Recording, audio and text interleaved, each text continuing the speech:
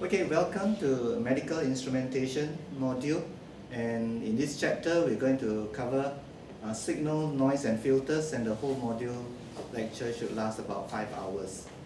The references that we are using is number one is Introduction to Biomedical Equipment Technology by Carr and Brown, and the second one that you can look up is Introduction to Biomedical Engineering by Andery, Blanchard and Bronzino.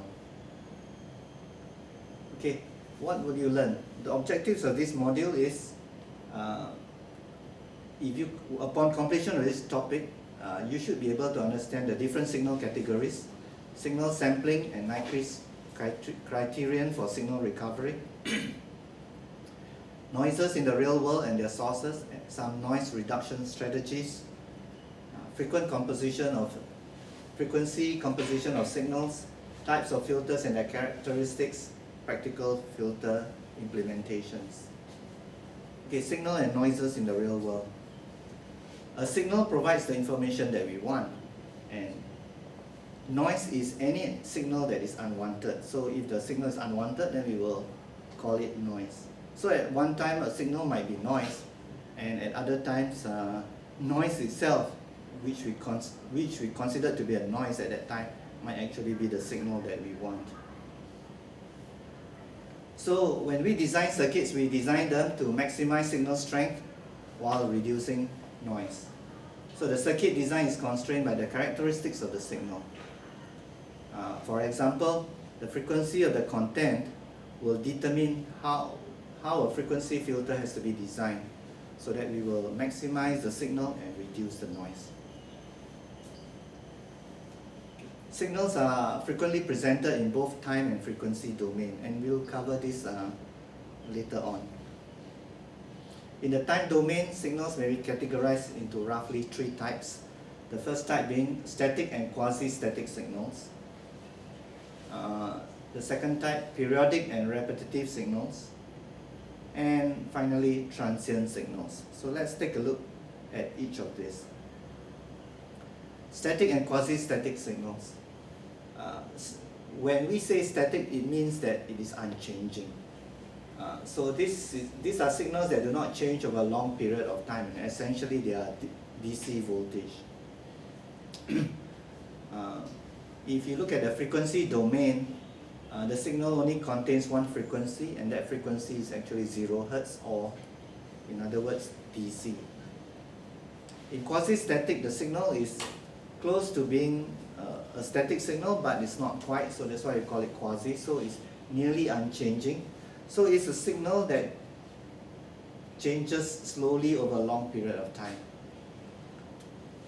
And so most of its characteristics are similar to that of a static signal. In the frequency domain, we can see this as a signal that contains only low frequency components. And because we are dealing with low frequency components or DC signals, the amplifier that we use have to be a low drift DC amplifier. That's because in amplifiers, when you turn on when it's cool, it has an output at a certain level, and over time as the semiconductor IC heats up, it can drift, and so you find that the output voltage, even when the input signal is 0, might drift over a period of time, gradually goes high or goes low. And this might constitute to be a signal, since we are dealing with very slow changing signals. So we cannot afford that, so we have to use a low drift DC amplifier circuit. Okay, the second category of signals that we are looking at is periodic and repetitive signals. Okay.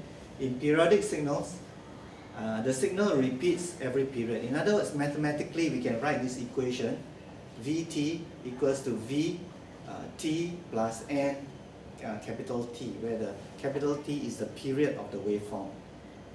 So N being the integer. So no matter how many multiples of period you have, the waveform is still the same, and therefore mathematically we can write Vt equals to V open T plus N T close.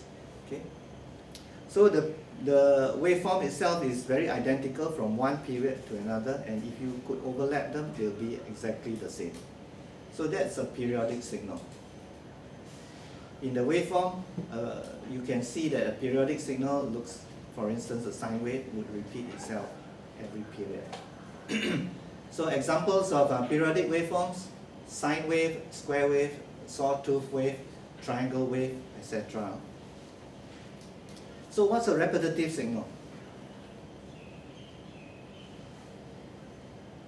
Repetitive signals are quasi-periodic, which means they are like the periodic signal, they are similar, but they are not identical. So the points may vary from period to period, which means that if you expect the periods to be identical, they might vary a little. And also the amplitude within that period, you expect it to be at that point, but it might be a little higher or a little lower. So we find that in repetitive signals, both the period and the amplitude would vary over that cycle. So what kind of signals would represent repetitive signals? Well, for instance, arterial blood pressure waveform that you would get by using pulse oximeter. As blood is flowing, you would measure the oxygen saturation there, and the signals that you get will typically be of this form, where you have a systole, that means a high amplitude, and a diastole. And although the waveform looks similar, if you were to mathematically try to overlap them, you find that there are variances, there are differences. So this would be an example of a repetitive signal. So in this case, we have the systolic which is the maxima, and the diastolic, which is the minima, and it varies depending on how hard the heart contracts. Okay. So in the frequency domain, periodic and repetitive signals contain a finite number of frequency components, which simply means that if you were to convert the signal into the frequency domain, you'll find that there are a few bands of signals, but there aren't too many of them.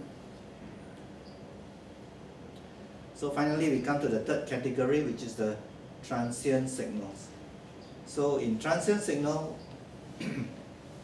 the waveform occurs once only. That's a real transient signal.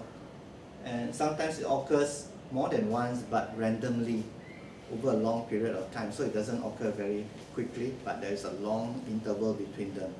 And when that occurs, we say that signal is a transient signal.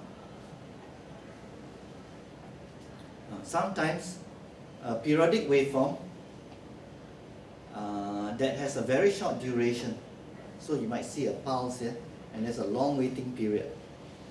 We can consider that also a transient signal, because when you zoom into the transient area, you don't see another waveform coming until a much longer time. So these are all relative.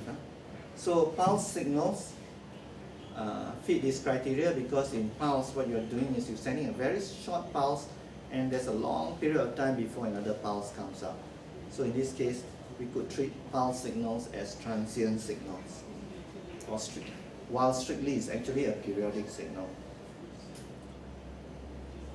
So in the frequency domain, interestingly, although you have only a single occurrence, you find that the spectrum, the harmonics that are needed to reconstruct that signal will have many, there are many of them, and it could go towards infinity.